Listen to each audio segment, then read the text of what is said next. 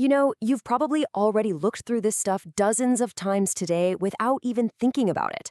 It's in the window that lets the sun into your room, and yeah, it's almost certainly the screen you're watching this on right now. It's glass, one of the oldest and most quietly essential materials we've ever made. So, the big question is, where does it rank among the greats? Is glass a true, undisputed S-tier legend, the unsung hero of light and vision? Or is its infamous fragility, that tendency to shatter into a million pieces, just too big of a flaw? Well, that's exactly what we're here to figure out. And let me be clear, in this series, we are not giving out any points for nostalgia. We are putting glass on trial. We're going to look at its strengths, its weaknesses, and its massive impact on our world to deliver a final, definitive ranking. Okay, so before we can pass judgment, we have to actually understand the defendant. What exactly is this transparent stuff that's absolutely everywhere? Well, at its heart, the most common type of glass, the stuff in your windows and bottles, is made from three pretty simple, abundant ingredients. First, you've got silica, which is basically just purified sand. Then you add soda ash, which is key because it lowers the melting point, making it easier to work with. And finally, you throw in some lime to make the final product stable and durable. Now, the magic here is that it's in amorphous solid. That means its atoms are all jumbled up, not in a neat, orderly crystal structure like a diamond. And that random arrangement, that's the secret sauce. It's what allows light to pass right through. The process for making it sounds simple, but man, it is intense. First, you have to melt all those raw materials at an insane temperature. We're talking around 1500 degrees Celsius. Then you shape it. This could mean floating it on a bed of molten tin to create perfectly flat sheets for windows, or blowing it into the shape of a bottle. And finally, and this part is absolutely critical, it gets annealed. That means it's cooled down very, very slowly to get rid of all the internal stresses. If you skip this step, it'll just crack on its own. And you know what? This process isn't new. Not by a long shot. In fact, the case for glass has been building for literally thousands of years. This material has been shaping human civilization for millennia. The story starts way, way back. The earliest glass objects we've ever found are these little decorative beads from Mesopotamia, over 5,000 years ago. But the real game changer came when the Romans invented glassblowing. Suddenly, you could mass-produce things like jars and cups. Fast forward through the centuries, and you get the incredible stained glass of cathedrals. But the next huge leap forward was in the 1950s with the float process, which gave us the cheap, flawless sheets of flat glass we use today. And, of course, where would we be without the 2007 debut of Gorilla Glass, which made our smartphone screens dramatically tougher? And that long history brings us right to the present day, where, honestly, the case for glass's modern importance is it's overwhelming. I mean, just look at the numbers. The sheer scale we're talking about here is mind-boggling. Every single year, we churn out about 60 million tons of this stuff. Most of it is flat glass for buildings and cars, with container glass, all those bottles and jars, coming in a close second. Just stop and think for a second about how vital this material is. We would not have modern skyscrapers with their shimmering glass facades without it.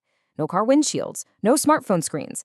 It's the material that fills our homes with light, keeps our food and drinks fresh, and now it's even on the front lines of the clean energy revolution with solar panels.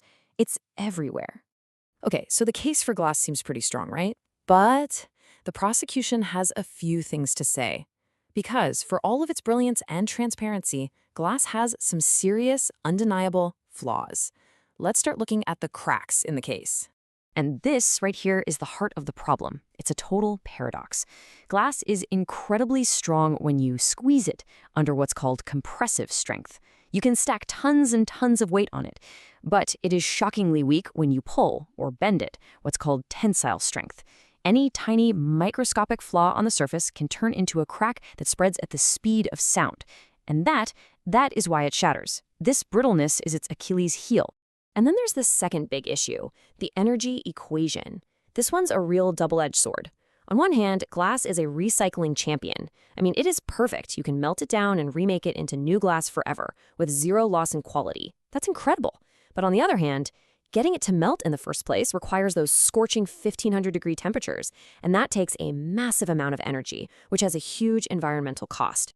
Now, there is a silver lining here. Using recycled glass, which is known in the industry as cullet, actually lowers the melting temperature needed. For every 10% of recycled glass you mix in, you save about 2 to 3% on energy. So with today's recycling programs, we're often hitting savings of 25% or even more. That makes a huge, huge difference.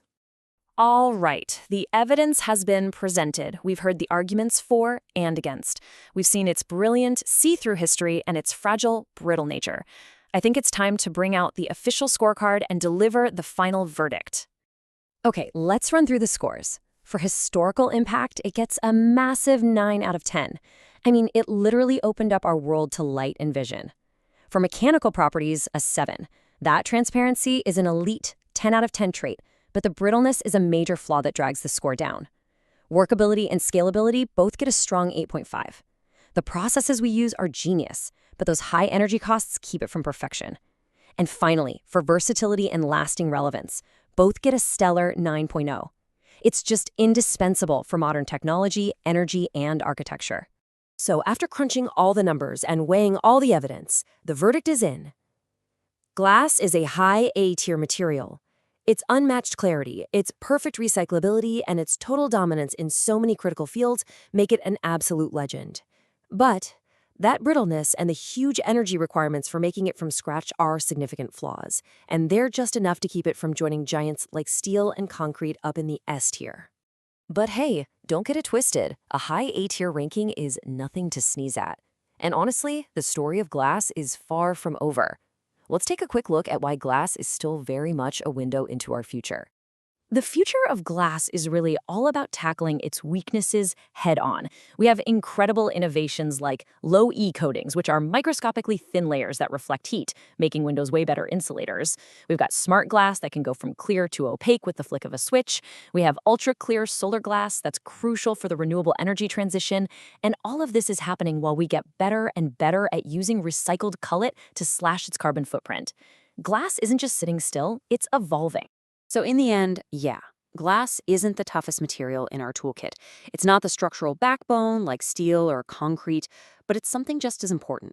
It's our essential window to the world. It lets in light, it lets in information, it lets in energy.